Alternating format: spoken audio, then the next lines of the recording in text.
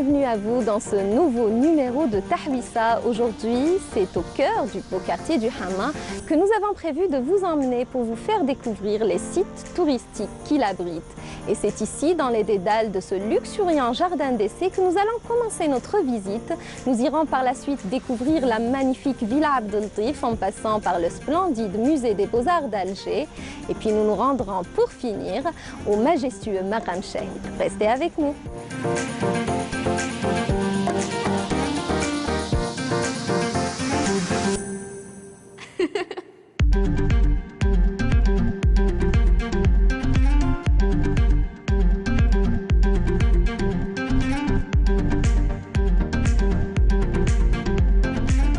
Allez, tu vas rester avec nous? Oui, ça sera mon plaisir. Et on continue notre visite. Et cette fois, on ira au Musée national des Beaux-Arts. Vous allez voir, c'est juste magnifique. Suivez-nous.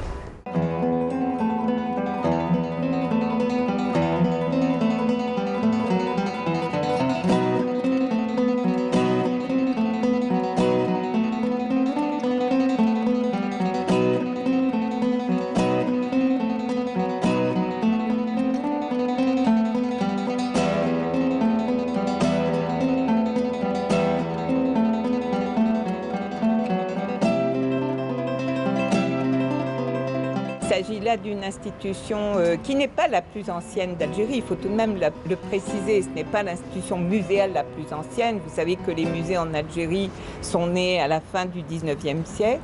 Néanmoins, le Musée national des Beaux-Arts est une belle création qui a vu le jour au début du XXe siècle, dans les années 20.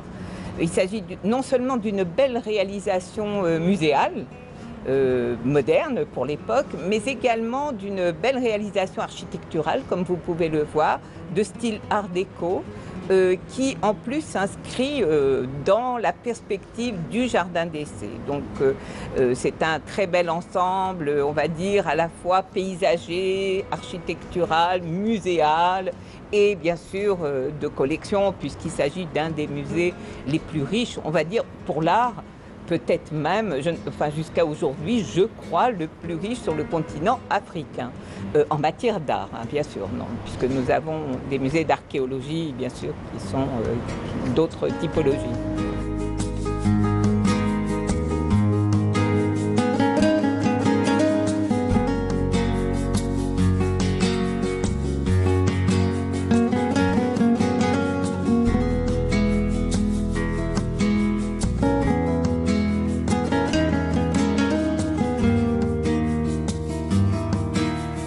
Dans ce quartier, beaucoup de monuments ont été classés au cours des dernières années par le ministère de la Culture, notamment la grotte Cervantes qui se trouve en amont du musée, la Villa Abdeltif, bien sûr. Nous-mêmes, nous sommes classés monuments historiques depuis 1998.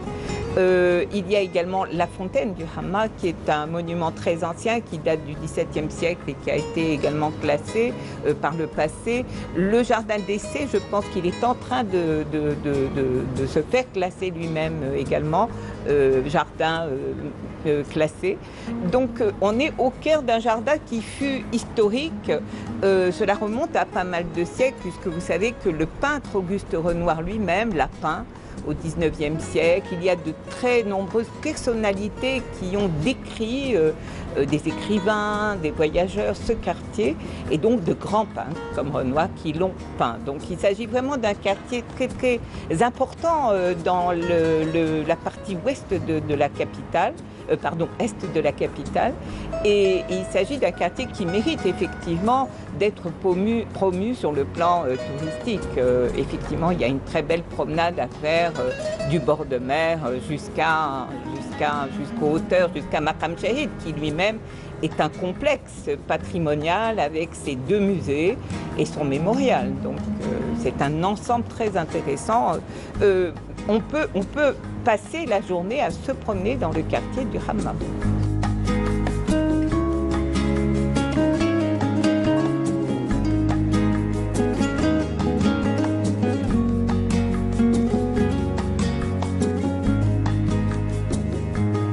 En fait, tous les musées d'Algérie s'ouvrent tous, nous avons tous la même tarification tout d'abord.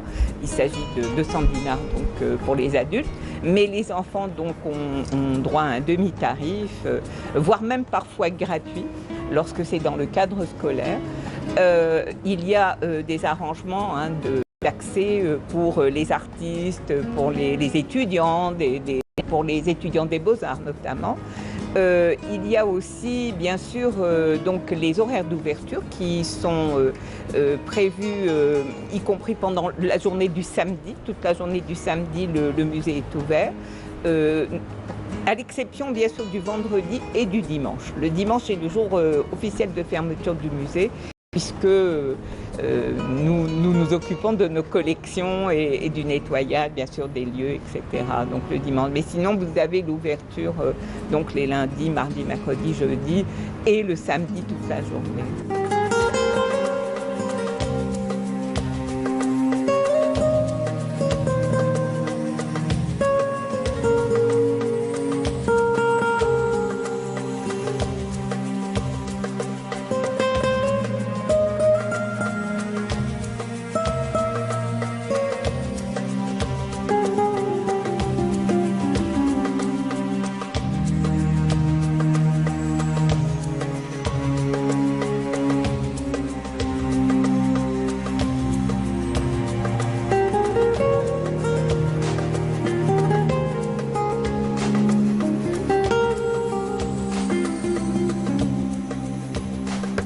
Une nouvelle revue bimensuelle intitulée Majallati qui va être lancée donc incessamment. C'est un projet appartenant donc à la Fédération nationale des associations des parents d'élèves dans le but de promouvoir le tourisme dans le milieu éducatif du coup.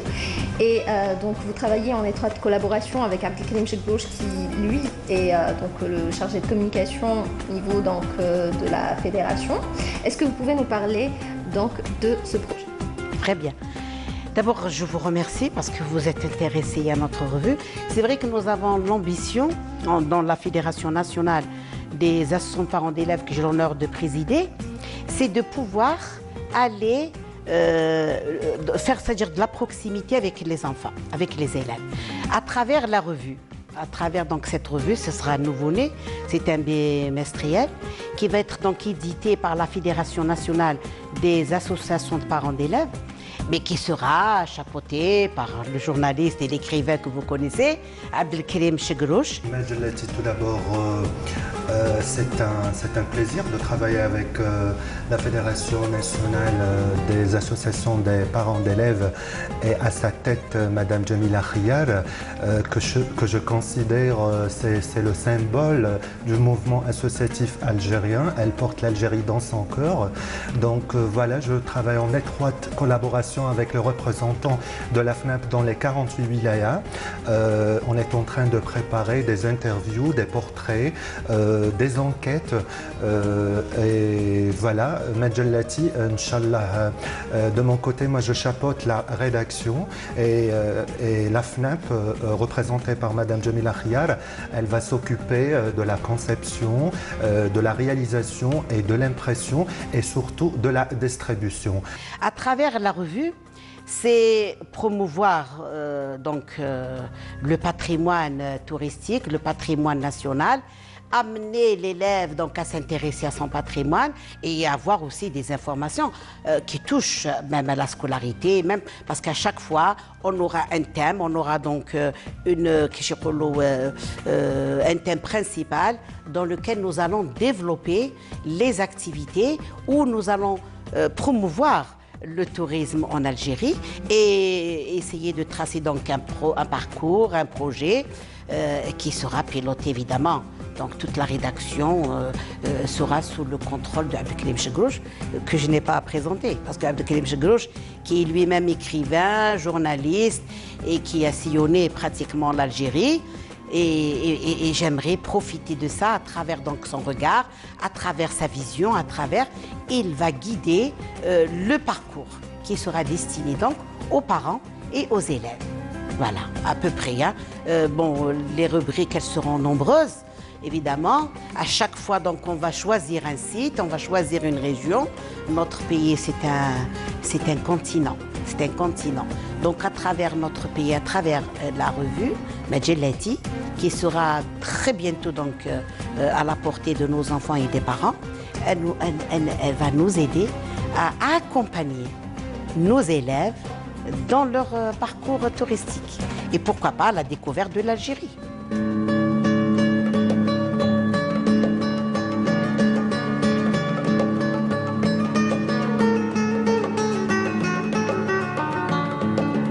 Notre escale au Musée national public des Beaux-Arts s'arrête ici. Nous allons vous faire découvrir un autre lieu tout aussi sympathique. Il s'agit de Dar Abdeltif. Suivez-nous.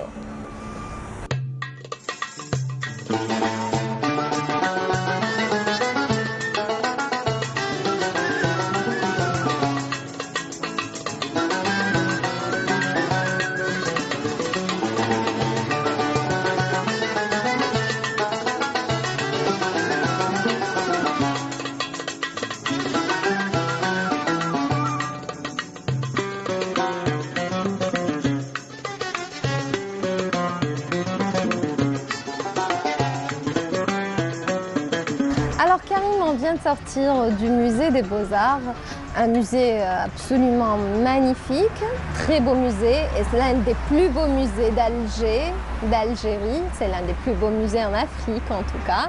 Tout à fait. Et on va visiter un autre lieu tout aussi sympathique, donc il s'agit de Dar Abdeltif. Est-ce que tu connais? Oui, je connais très bien Dar Abdeltif, c'est un endroit magnifique avec tout ce que ce nom implique. Voilà, je viens souvent à Dar Abdeltif pour des raisons professionnelles et parfois je viens avec un très bon ami à moi qui est architecte. Il est diplômé de l'université de Grenoble. Et tu vas nous le présenter tout Avec de suite? plaisir. On y va? Oui. Allons-y. Après vous. Merci.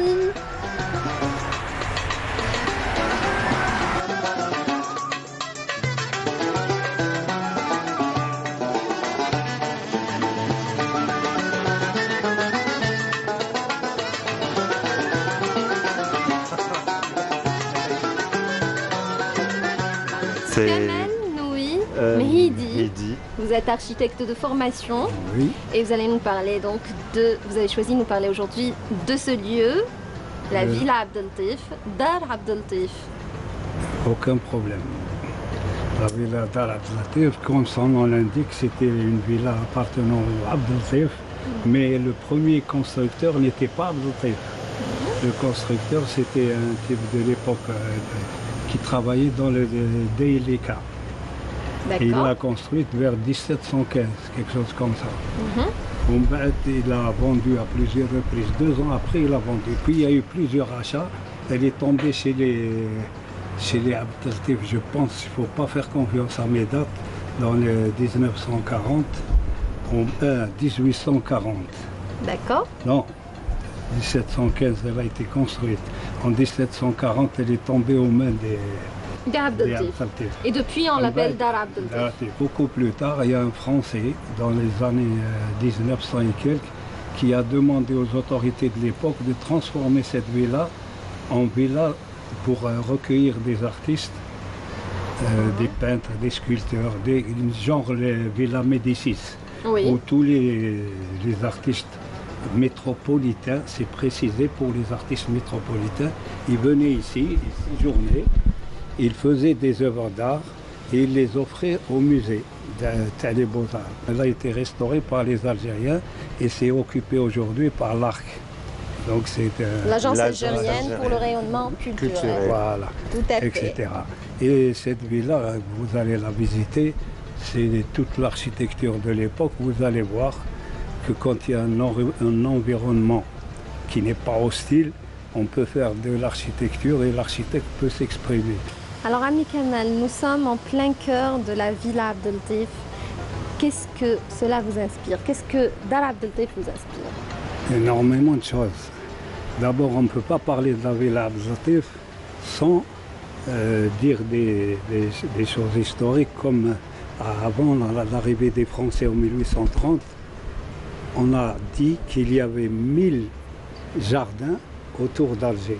La maison Abdeltif, Elle ressemble à toutes les maisons méditerranéennes qui sont autour du bassin méditerranéen, qui ont été faites autour d'un patio. D'accord. Et moi-même, j'ai vécu dans une maison à Patio, à la Casbah de Constantine, la maison de ma grand-mère. Donc je ne peux pas ne pas être ému en parlant de ça. Toutes les maisons méditerranéennes en Grèce, c'était des maisons à Patio, il ne faut pas se tromper. Oui. L'essentiel, vous allez voir au niveau du chapiteau la différence. Vous allez voir au niveau de la colonne du chapiteau. Ici, ce qui est magnifique, c'est tout un détail. C'est-à-dire qu'il faut se balader et en parler. Quand vous voyez que les colonnes qu'il y a en haut ont été faites avec du tuf mature, il faut réfléchir. Qui a sculpté ça? Qui a travaillé le tuf pour qu'il ne se dégrade pas? Pourquoi il ne se dégrade pas? On sait que tout Alger est bâti sur du tuf. Ouais. Mais alors, en faire une colonne, c'est quand même extraordinaire.